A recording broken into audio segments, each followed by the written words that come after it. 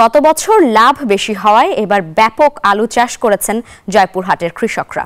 উৎপাদন খরচ বেশি হলেও আবহাওয়া ভালো থাকায় আলুর ফলনও হয়েছে বেশ, কিন্তু দাম কমে যাওয়ায় লোকসানের শঙ্কায় কৃষকরা। মাঠ থেকে দেরিতে আলু তোলার পরামর্শ জেলা কৃষি বিপণন বিভাগের।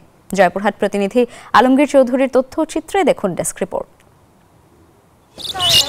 গেল ৩ বছর ধরে ভালো ফলন ও দাম পাওয়ায় আলু চাষে বিগত সময়ের রেকর্ড ভেঙেছে জয়পুরহাটের কৃষকরা। আবহাওয়া ভালো থাকায় বিঘাপ্রতি ফলন হয়েছে ৮০ থেকে ৯০ মণ হারে।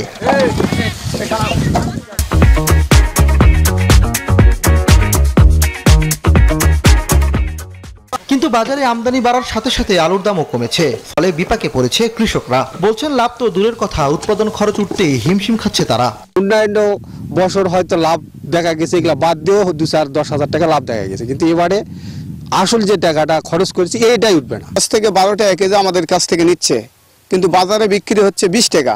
আমরা সেই ন্যায্য মূল্য পাচ্ছি না। উৎপাদন আগের গত বছর তো অনেক ভালো, কিন্তু বর্তমান দাম না পাওয়ার জন্য দেখা যাচ্ছে আমাদের হয়তো ক্ষতির মুখ দেখতেছি। এদিকে আলুর দরপতনে দেশের বিভিন্ন স্থান থেকে আসা ব্যবসায়ীরা সরাসরি মাঠ থেকে আলু কিনছেন।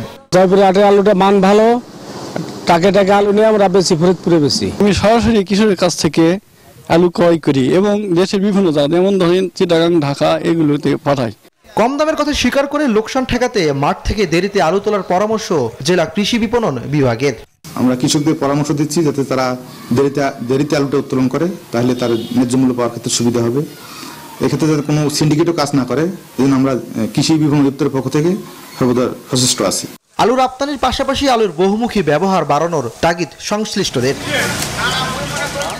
Desk report, news 24।